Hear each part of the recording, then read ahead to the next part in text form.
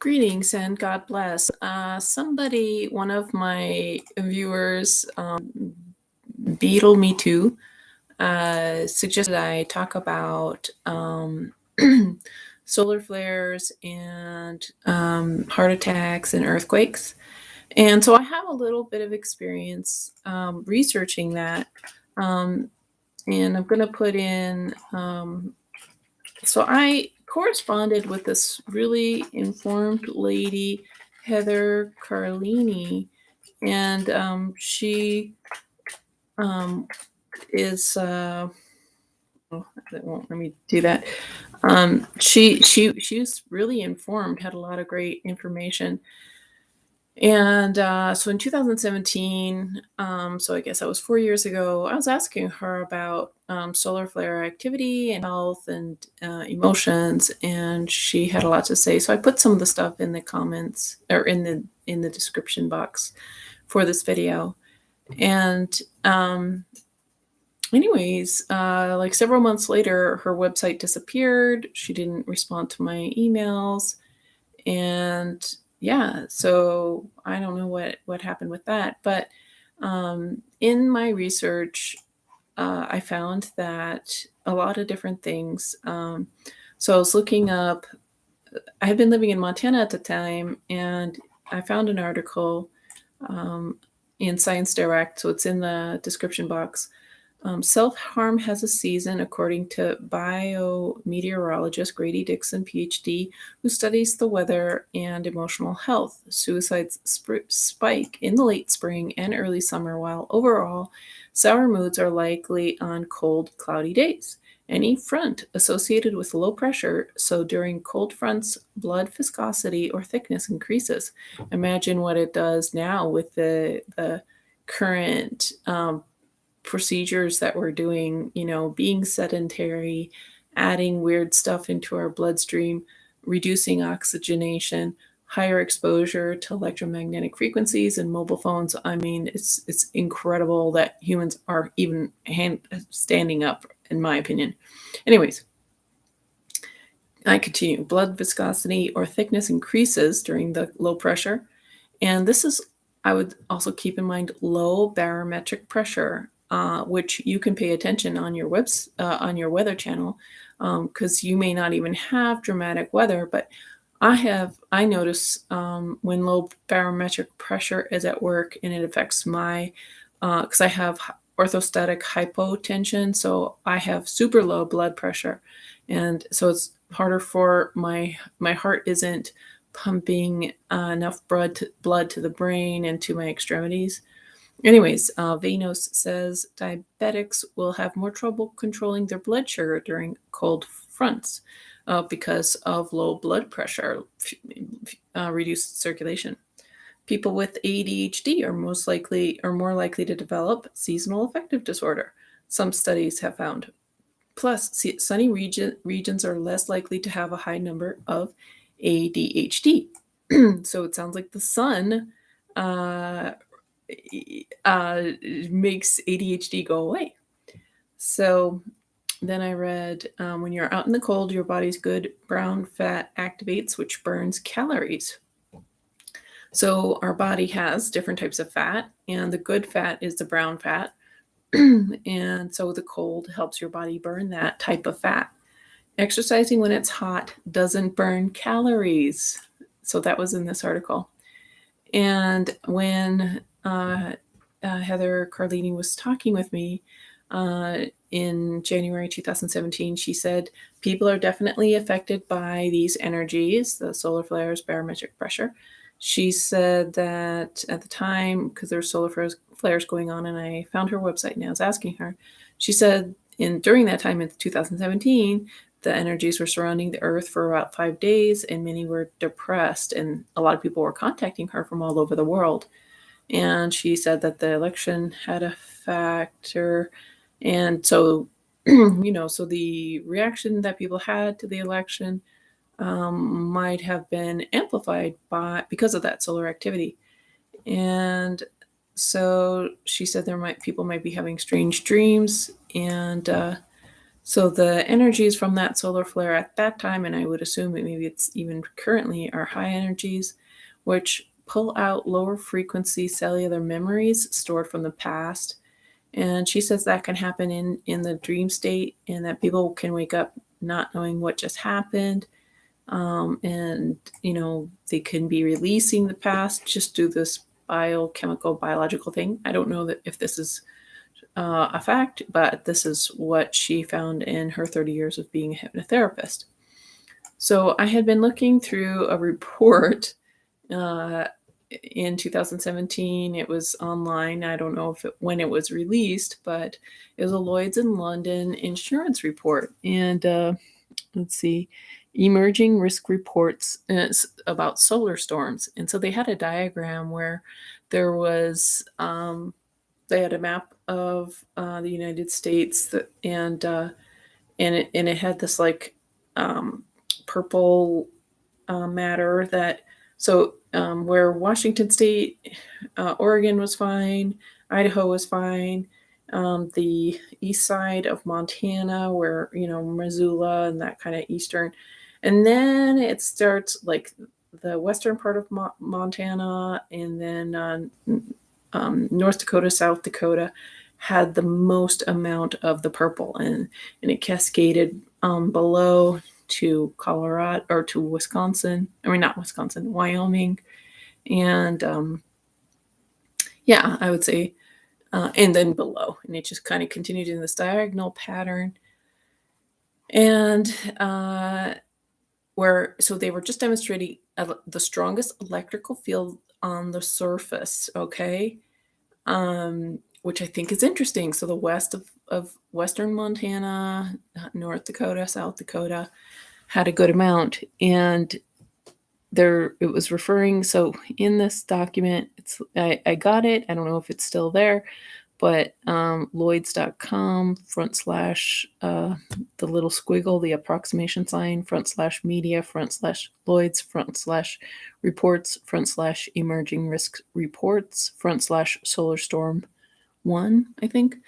And so I'm at the figure 6.0, and it's a 21-page document. I'm on page 11, figure 6.1, Carrington level storm time series. So look up Carrington storm, because that was a big storm, or that's some sort of like designation that people talk about a lot.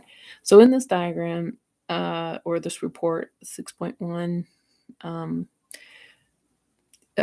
figure, Carrington level geomagnetic storm simulations can be created using statistical models of past storms or simulations of the interaction between extreme solar wind conditions and the geomagnetic field. Simulated magnetic field time series are then combined with the local ground conductive structure to derive the surface electric fields. Figure 5 shows electrical field amplitudes and directions across the U.S.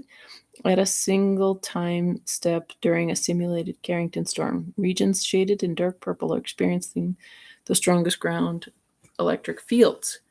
So, and in this report, it described how electrical towers got fried in South Africa.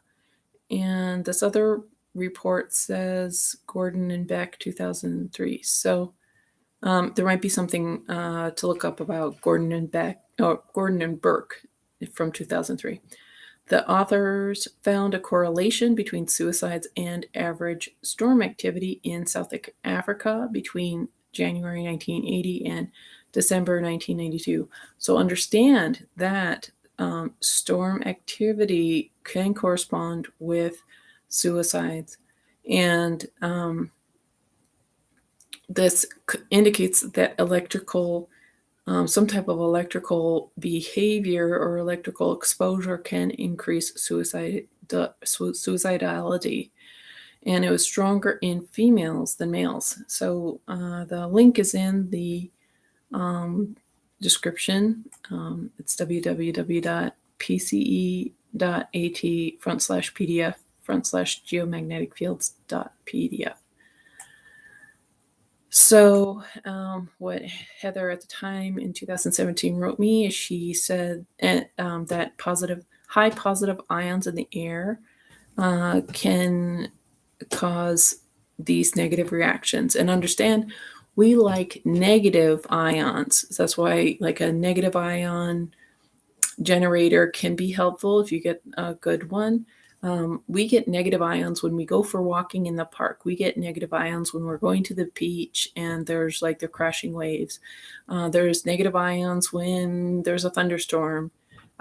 There's negative ions, I think, from like the shower, or if you have a waterfall, negative ions are created. There's also, like, I have a little negative ion generator. I'm reading my notes, so I can't see the camera right now, but you can buy little wearable negative ion necklaces that have this little device that creates negative ions.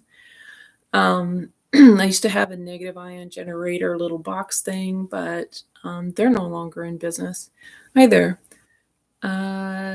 So negative ions are really healthy for us. And if you take certain types of fulvics or humic carbons, they apparently have negative ions in them.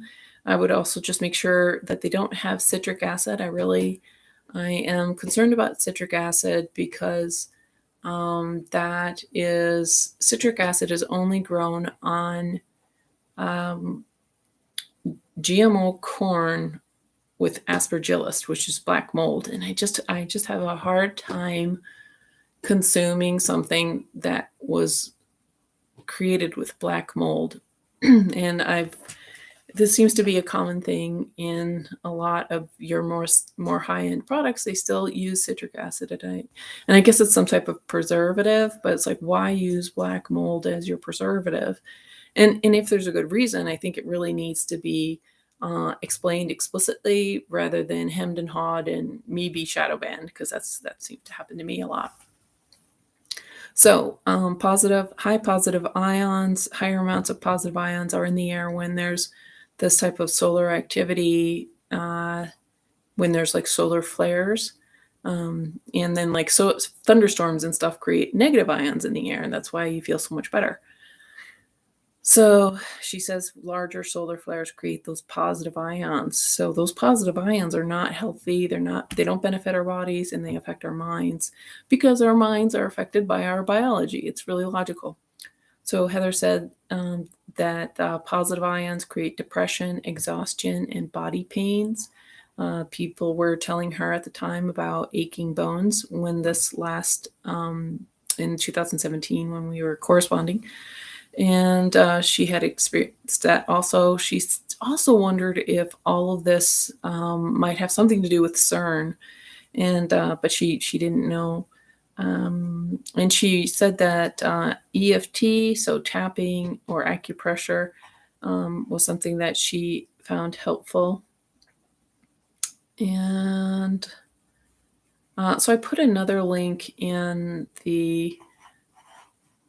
the description about somebody has, let's see, I just want to see. So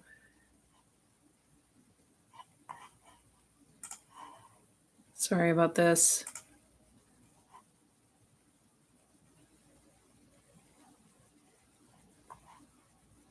Okay, so there's folks talking about, there's also orgonite, and so I would avoid using a triangular shape orgonite video, because that can be self-sabotaging. So I'm sorry for that digression, but just I was looking through my notes.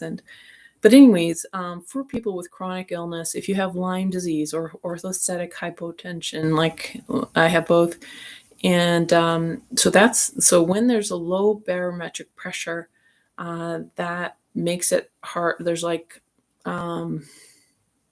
it's just harder for your body to function. It interferes somehow with your circulation. And I don't completely understand the mechanism, so that's a really good topic.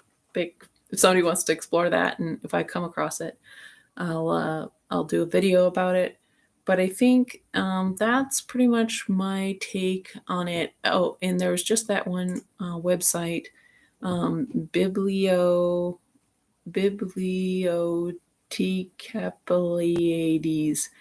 So I put the link in the description box, and they're talking about black oil. So this video, this website was up some years ago. It might be 4 or 5 years ago, and they're talking about black oil and that first X-Files movie. And now we know in 2021 it's the black goo, and it's interesting because that black goo was found used. It was applied to the Egyptian pharaohs.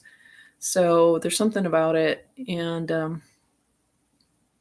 the fact that they're applying this graphene oxide inside, they're injecting it, they're putting it in just the general natural environment. This does not bode well for nature. And just so you know, like, Satanists do not like nature. Satanists could care less about planet Earth and the grass and the air and everything. They are like, Satan hates everything that God created. So I think that's it for now. And so, yeah, so just keep praying and keep looking up. God bless.